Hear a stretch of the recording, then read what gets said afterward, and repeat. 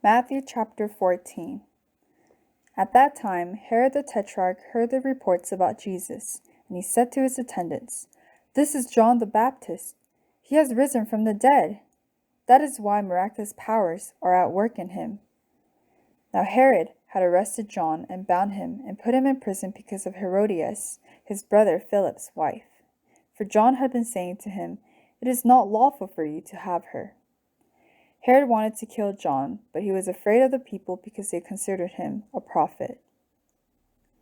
On Herod's birthday, the daughter of Herodias danced for them and pleased Herod so much that he promised with an oath to give her whatever she asked.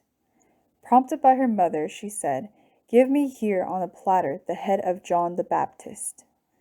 The king was distressed, but because of his oaths and his dinner guests, he ordered that her request be granted, and had John beheaded in the prison.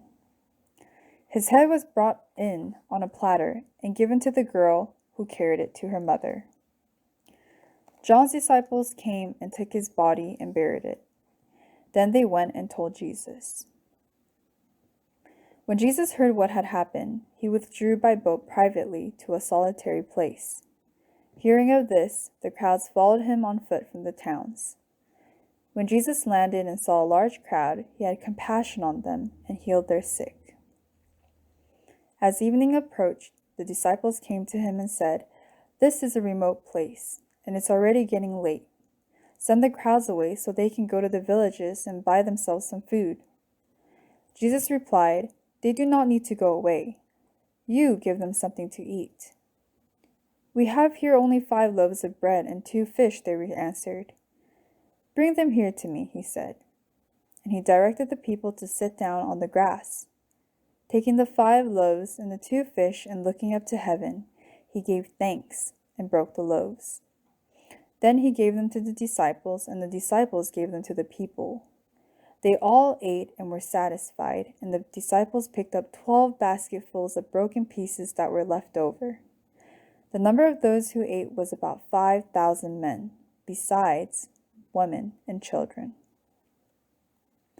Immediately, Jesus made the disciples get into the boat and go on ahead of him to the other side, while he dismissed the crowd.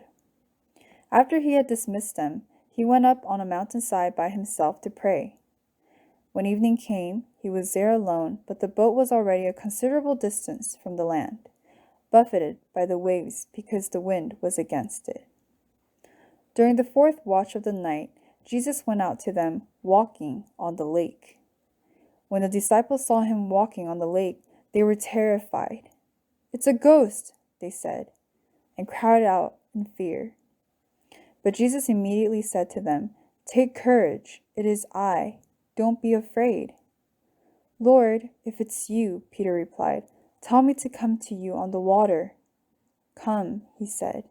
Then Peter got down out of the boat, walked on the water, and came toward Jesus. But when he saw the wind, he was afraid, and beginning to sink, cried out, "Lord, save me!"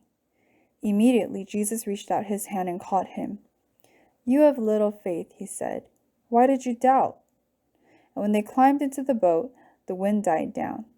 Then those who were in the boat worshipped him, saying, "Truly, you are the Son of God."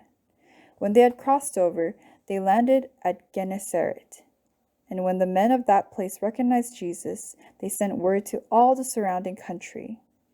People brought all their sick to him and begged him to let the sick just touch the edge of his cloak, and all who touched him were healed.